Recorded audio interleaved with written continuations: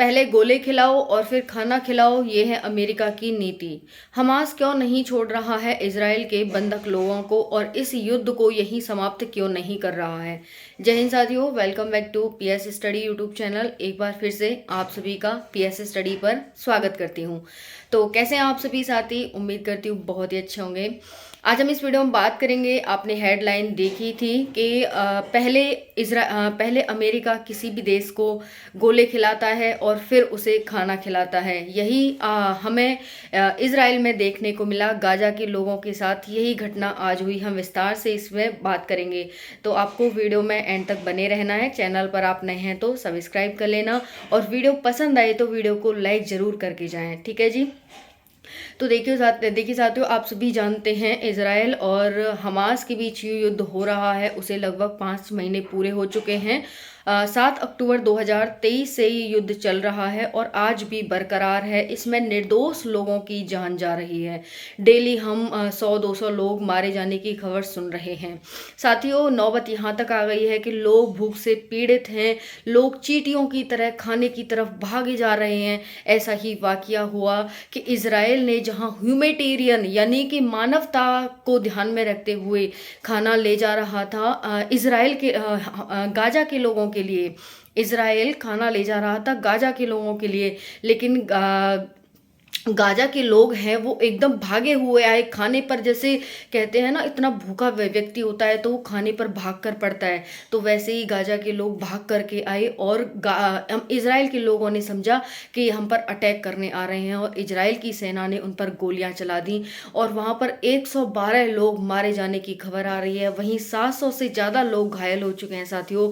ऐसा वाकया हमें इजराइल में और गाजा पट्टी में देखने को मिल रहा है साथियों, जहां पर ये गोलियां चलवाई गई। ठीक है, ये जो लोग हैं गाजा के, वो मान रहे हैं कि ये हमारे अमेरिका के द्वारा हम पर गोलियां चलवाई गई हैं। तो साथियों, यहाँ पर जो ट्रक आए थे भर भर के खाने के लिए, विश्व के विभिन्न देशों ने, भारत ने भी गाजा के लोगों के लिए मदद भेजी, जिसमें खाना भेजा। और जो ट्रक भरकर आए थे खाने के साथियों, वो लाशों से भर कर गए वापस। उन्हें दवाई भी नसीब नहीं हुई, उन्हें हॉस्पिटल भी नहीं ले जाया गया साथियों।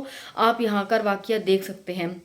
अब बात माइंड में ये आती है कि वो यूएन क्या कर रहा है, जिसकी स्थापना हुई थी कि विश्व में कभी भी दूसरा तृतीय युद्ध नहीं होगा और कोई भी युद्ध नहीं होगा और ऐसी घटना होगी तो उसे रोका जाएगा। तो क्या कर रहा है यूएन और क्या कर रहा है अमेरिका, जो ह्यूमैनिटी की दुहाई देता है। इस तरह से आज लोग वहाँ पर मारे जा रहे हैं। वहीं पर दूसरी तरफ हमास क्यों नहीं छोड़ देता इजराइल के जो बंधक लोग हैं उनको। साथियों, हमास को ये लगता है कि इजराइल वो देश है कि वो अपनी वैल्यू का बदला जरूर लेगा। हमास को पता है कि हमास ने गलती करी है उसके लोगों को बंधक बनाकर। अगर वो लोगों को छोड़ देता है तो इसका बदला वो रेडिएशन अच्छे से करेगा, उसका रिएक्शन वो बहुत अच्छे से करेगा।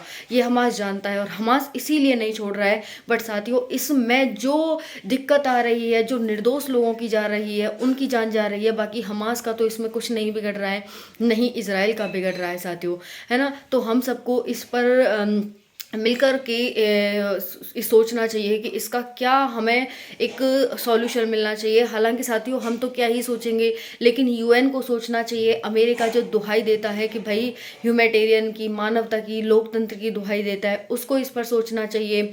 रशिया और ये जो बड़े बड़े देश हैं साथियों, ब्रिटेन ने भी कहा है इस पर। फ्रांस के जो इमैनुअल मैक्रोन है, उन्होंने भी कहा है कि ये एक तरह से जीनोसाइड है, मानवता की हत्या है। इसको जल्दी से जल्दी हमें सीज फायर कर देना चाहिए और इस युद्ध को यही विराम कर देना चाहिए। अदरवाइज इसमें जो भी गाजा की, जो भी इजराइल की, फिलिस्तीन की जनसंख्या है, वो बिल्कुल निस्तनाबूत हो जाएगी और पूरा क्षेत्र वीरान हो जाएगा। इस पर हमें बहुत ही गहन अध्ययन करना होगा कि इस युद्ध को किस तरह से रोका जाए। क्या यूएन की जो प्रायिकता थी, यूएन की जो उपयोगिता थी, वो समाप्त हो गई है? क्या वो कुछ नहीं कर पा रहा है? ये हमें सोचने विचारने की ज़रूरत है। और आपके पास अगर इससे संबंधित कोई भी फैक्ट है तो आप वीडियो में ज़रूर बताइएगा कि ऐसा क्या करे विश्व। हम तो क्या ही कर सकते हैं साथियों, लेकिन हाँ, सभी देश मिलकर के इजराइल और फिलिस्तीन पर, हमास पर ये प्रेशर ज़रूर डाल सकते हैं कि इस युद्ध को यहीं की यहीं ख़त्म किया जाए। अदरवाइज़ आपको विश्व से अलग थलग कर दिया जाएगा। आपके विश्व की किसी भी पार्टी में कोई देश आपसे कोई भी रिलेशन नहीं नहीं रखेगा, संबंध नहीं रखेगा, नहीं आर्थिक रूप से, नहीं सामाजिक रूप से, नहीं किसी रूप से। बाकी आपके मन में कोई विचार हो इसको सॉल्व करने का तो आप ज़रूर बताइएगा। जय हिंद, जय भारत।